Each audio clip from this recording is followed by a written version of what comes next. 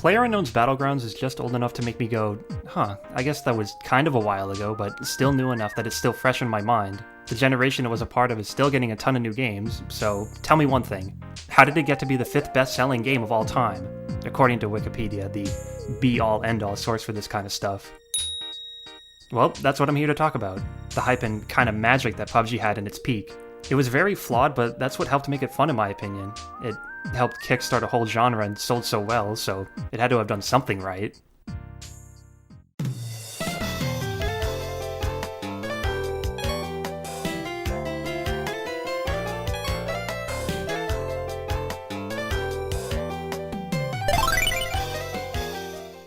A lot of players were introduced to PUBG's first map, Hell, when the game first started to blow up. It was the only map for a time and reflects an interesting approach to map design, to say the least. Hell is massive, and why not? 100 players per match, you'd be bound to find someone, or at least you'd think. I'd consider Hell to be kind of a marvel because of its sheer size, but the fact is, if you don't land in hotspots, you weren't going to see anyone for a while, and that could get kind of boring. Vehicles play a lot into this map design, but I'll get into that in a bit.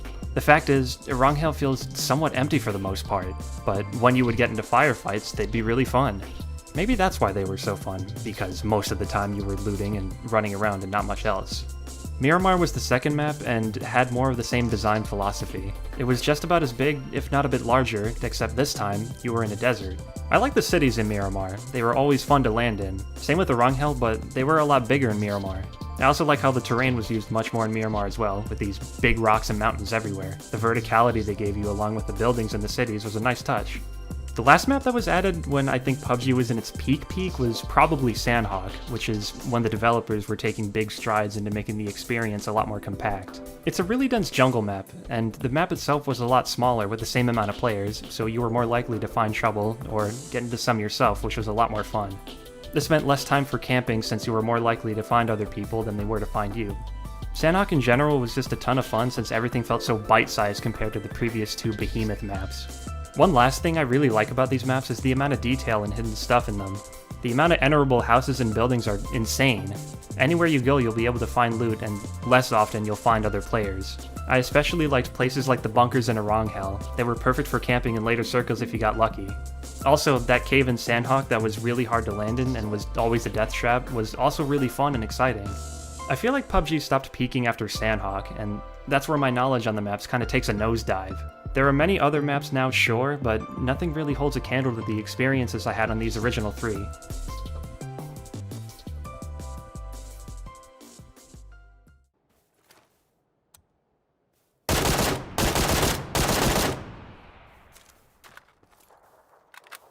Alright, now for something that is a pretty big part of this game that I thought, at least, wasn't complete garbage. PUBG has a whole host of weapons ranging from kitchenware, crossbows, and guns.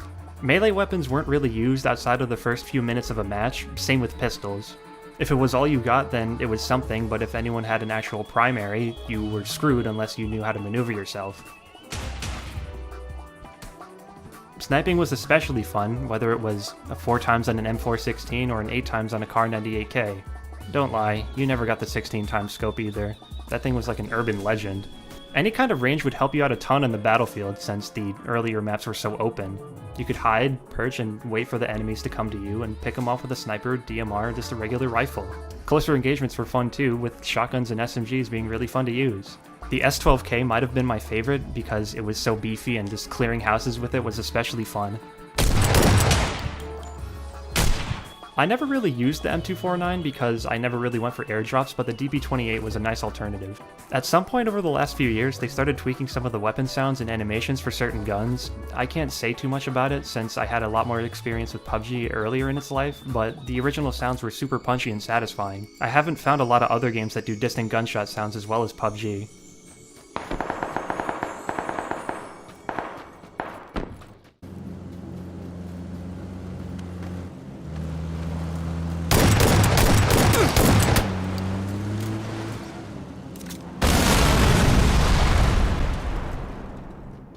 Vehicles were a hot commodity in PUBG. The first two maps were absolutely massive. If you landed in the wrong place, there was no chance in hell you were getting to the next circle without a vehicle. Even if you ran non-stop, you wouldn't be able to make it. If you were lucky though, you found a vehicle. Sometimes though, dickheads would shoot at the tires, rendering them almost impossible to drive. You didn't really have a choice though. Even with the tires, the cars were difficult to control. Sometimes the game would go against you too. The slightest tap or bump could blow up your car, killing you instantly. And the motorcycles somehow controlled even worse than the cars. They were fast as hell though, so it could get you to the circle quickly, but with no cover whatsoever. If you went off a jump, it was pretty much 50-50 whether or not you'd survive the landing. The motorcycles with the sidecars were even more buggy, so it was a complete risk every time you drove one. As the circle would close, cars would become more and more apparent around you. In the final couple circles, I remember specifically cars circling around and running people over. You couldn't slow down or else you were dead, and that goes for both people in the cars and out of the cars. It was like Mad Max or something. Boats are in PUBG, but they're kind of a crapshoot because the circle would end up on land more often than not. Sometimes they were good for getting across a river, but that was about it. This was really fun though. Driving in PUBG was an experience. It was like you had all this tension riding on whether or not the game would screw you over, and if someone was hiding in the bushes waiting to ambush you. The cars were so loud they brought a lot of attention. Driving fast was risky, but extremely fun and rewarding if you managed to pull it off. Just don't bump into anything though.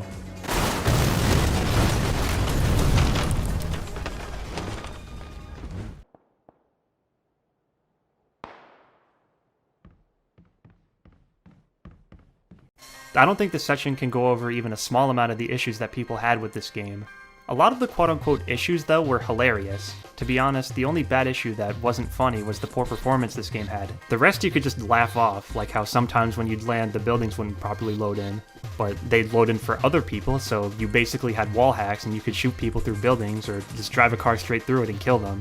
Other times buildings would load in, but they wouldn't load in all the way, so you'd be treading on what looked like something that was rendered on the PS1, and you didn't even need any nostalgia goggles or anything. Sometimes you could swim out of water in midair, or see other players doing it, which was really funny. Ragdolls in general could be pretty glitchy, whether you were dead or alive. Like I mentioned before, the vehicle physics were glitchy, and I say that from personal experience. I wouldn't call this a glitch, more of an exploit, but if you turn down your settings on the PC version, some of the grass and vegetation doesn't render. This means that you were able to see hidden enemies that you wouldn't have been able to otherwise. All of these and a ton more made this game buggy, it made it glitchy, and it made it a lot more fun to me. That's incredibly opinionated, I know, but it just had this magic to it. It was like a perfect storm, so bad it's good type of thing. Why not share some of your favorite glitches in the comments? My personal favorite was when vehicles would blow up if you so much as sneezed on them, and don't tell me that was intentional.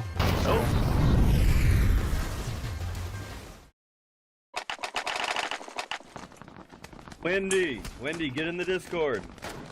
Wendy, Discord. Yeah, Discord. Wendy, get in Discord. Wendy, Player interaction was hilarious in this game. Not on console though, as in its peak, console players didn't get to be nasty to each other. PC was a whole different ballgame though. Since the voice chat was proximity only, you could only hear those around you, and since everyone in the lobby was put into the same place at the start of every match and also on the plane, you can kinda see where this is going.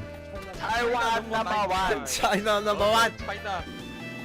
Whoa, oh my god, what the fuck? 1 second, please. I'm going to be speaking to the gentleman out here. You can suck my fucking giant dick.